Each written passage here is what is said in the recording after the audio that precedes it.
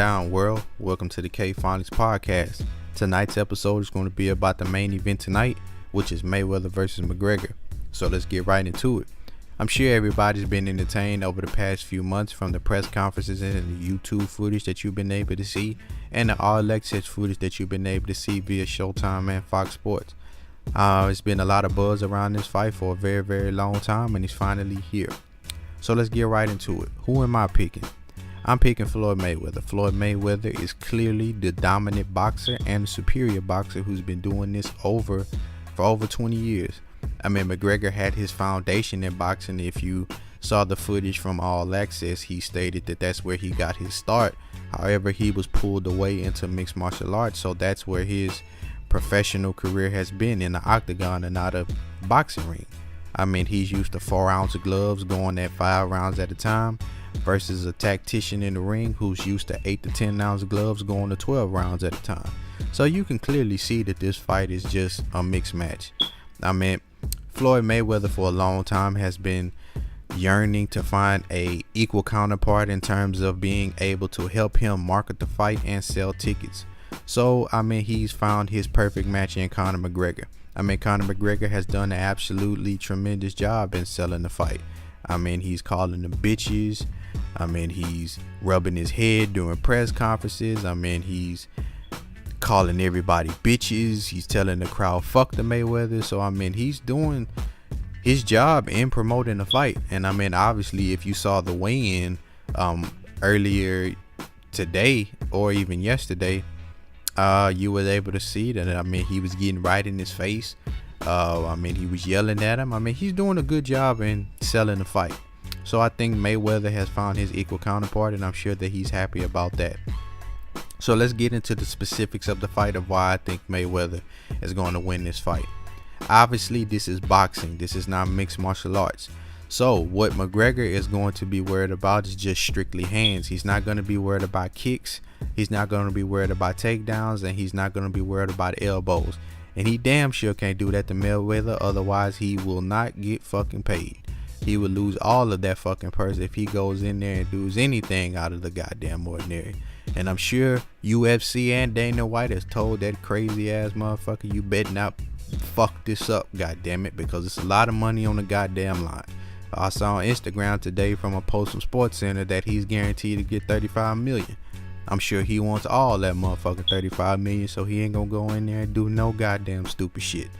Obviously, Mayweather's gonna do what he always does. I don't give a fuck what he says. He's coming out trying to be humble, trying to say that on paper that McGregor is the younger fighter. He has everything in his favor in terms of age, in terms of agility. He's not the same fighter that he was 21 years ago and 2 years ago, which is true in that aspect, because obviously if you've seen the footage of when he started training camp, hell, that motherfucker looked like he only had one last fight in him, which was Mayweather. He struggled to get back into the goddamn the training aspect of what he had to do on a day-to-day basis, but he was able to get back into the groove, and you've been able to see that he's been the same Floyd that never left. But I'm sure Mayweather is going to establish the jab. He's going to try to make a show out of it. He might be aggressive in the first few rounds, but I doubt it. He doesn't want to goddamn go in there and do anything out of the ordinary and get his ass knocked out for some goddamn unorthodox left hand. But for the most part, he's going to establish the jab, but he's going to stick and move, and I'm sure he's going to try to frustrate McGregor. McGregor was feeling himself because he sparred Paulie Malignaggi, but hell, shit, you sparred a goddamn ex-boxer turned commentator who's 36 and out of shape, who probably ain't fought since Lord knows when, let alone, I don't even remember when the fuck Paulie Malignaggi was even in shape, let alone you talking about last time he fucking boxed. Shit, that don't mean nothing. That don't translate to Mayweather, but it's gonna be an entertaining fight. I hope people get their money's worth. You're gonna have your casual fans, obviously, who's gonna promote the fuck out of this fight.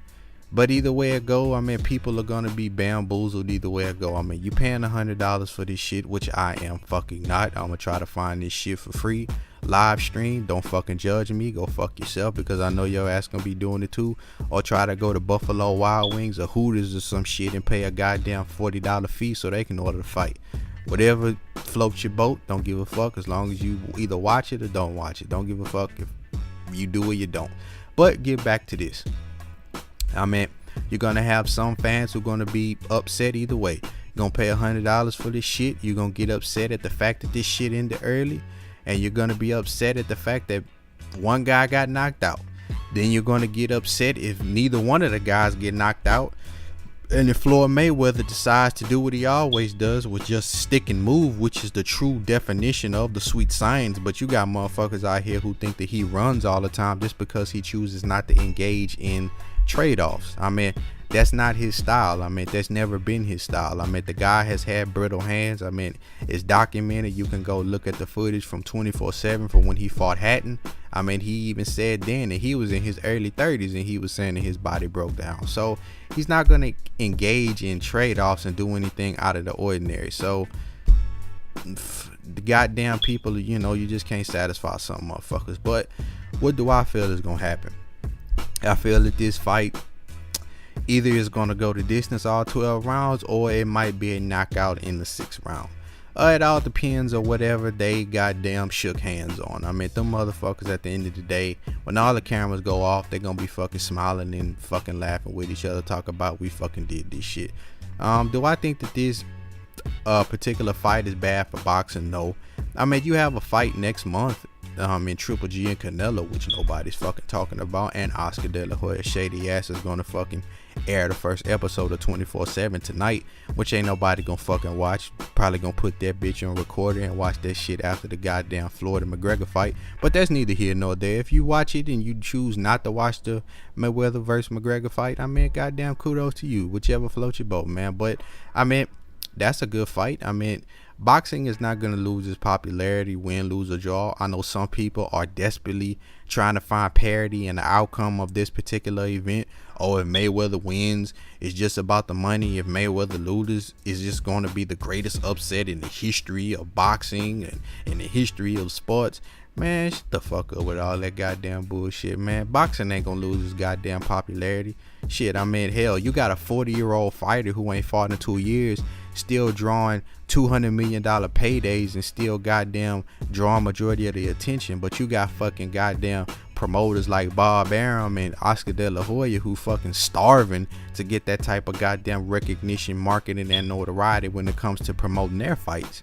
I mean, it is what it is, man. Floyd Mayweather is still the biggest draw out there, and I mean, the numbers speak for itself. I mean, nobody has been even talking about Canelo versus Triple G, and I mean, that's the fight that I'm going to particularly pay for, because that's a true boxing fight.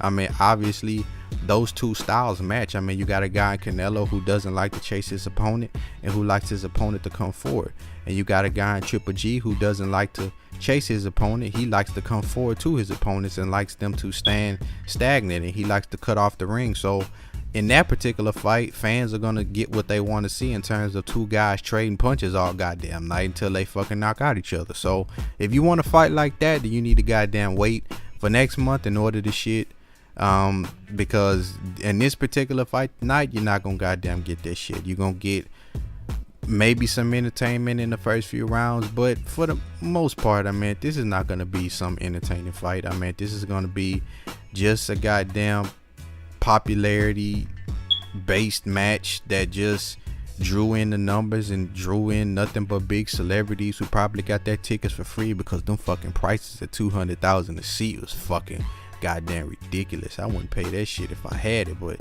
shit, I don't have that motherfucker, so I definitely ain't paying this shit. I ain't even paying for the damn pay-per-view, like I told you before. I'm goddamn finding that bitch for free on the goddamn live stream. Somebody gonna goddamn put the link somewhere. Twitter, Facebook, shit, it don't matter. I'm gonna fucking find that motherfucker either way it go. But I mean, I hope everybody enjoys it tonight if they are gonna watch it.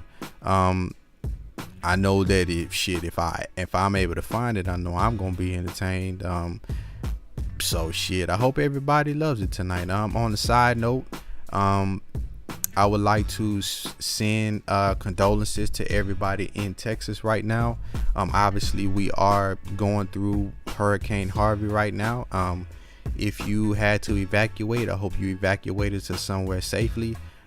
If you are in Houston, Austin, San Antonio, Corpus Christi, I pray for your safety. Obviously, Corpus Christi, I do have family there, and they have been without power for a minute. I pray that everybody, cranks up their generators and stocked up on food and water. I would hate for anybody to die under these circumstances, or be left without food. I pray that everybody did what they had to do in order for them to survive. Like I said, man, this is the KPhonics podcast. This is a new podcast for me. I hope that everybody chooses to listen to what I have to say. This is going to be a podcast about everything. It's not going to be stagnant into one particular subject. It's going to be based on all subjects. So, just look out for me, fuck with me, and I hope you enjoy this content. All right, thank you. Peace out.